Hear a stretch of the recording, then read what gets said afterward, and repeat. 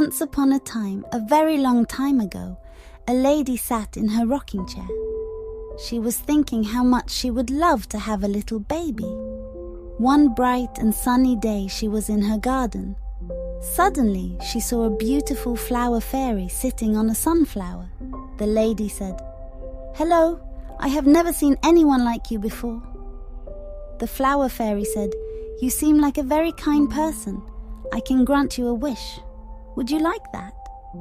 "Oh yes, please," said the lady. "I long to have a little baby to call my own." The flower fairy gave her a magic seed. "Look after this magic seed properly and give it your love. Then you will get your wish," the fairy said. The lady planted the seed in a pot. She gave it plenty of sun and water. It wasn't long before the seed grew into a pretty yellow tulip. Inside the tulip was a lovely tiny girl. She had smooth yellow hair and sparkling green eyes. She was really tiny and was about the same size as the lady's thumb. "I think I will call you Thumbelina," said the lady. "I'm your mother now and you are my little girl." The lady made her the most beautiful little dress out of golden threads.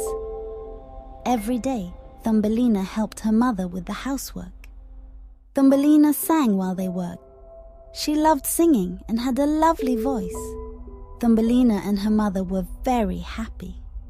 One day, a frog heard Thumbelina singing. He loved her voice so much. He thought if she lived with him, he could always hear her sing. That night, the frog hopped in through the window. He quietly picked up the walnut shell, which Thumbelina used to sleep in. This morning, Thumbelina woke up. She couldn't believe her eyes. Her walnut shell bed was sitting on a lily pad in the middle of a pond. She did not want to live with the frog. He was all slimy, and all he ever said was, "Ribbit, ribbit, ribbit." Thumbelina cried and cried. A fish heard Thumbelina crying. He felt very sorry for her. When the frog wasn't looking, the fish chewed through the stem of the lily pad. The lily pad floated away. Thumbelina thanked the fish and waved goodbye. She floated along to the other end of the pond. Soon, she came to a small town of water beetles. They were not very nice to little Thumbelina. "Look how ugly she is," the beetle said. "She's only got 2 legs and no wings." Thumbelina did not stay very long with the mean beetles. She drifted down the pond again until she came to a green field. She spent the hot summer season in the field. She ate nectar from the flowers and water from the buttercups. She was very happy. Summer changed into autumn and it started to get cold. A friendly field mouse invited the little girl to stay in her warm and cozy little home. Thumbelina gladly said yes. One day she was happily singing and Mr. Mole heard her. He decided that he wanted her to live with him so he could always hear her sing. But she thought that was a horrible idea. He lived underground and she wouldn't like that one bit. In the middle of the winter, Thumbelina met a swallow that wasn't very well. She loved birds with all her heart. She looked after the bird until it got better. "Would you like me to take you far away from here?" the swallow asked Thumbelina. "Then you won't have to stay with Mr. Mole." "Oh yes, please," said Thumbelina. She was so tiny that she climbed onto the swallow's back and off they flew. They flew high above lakes and hills.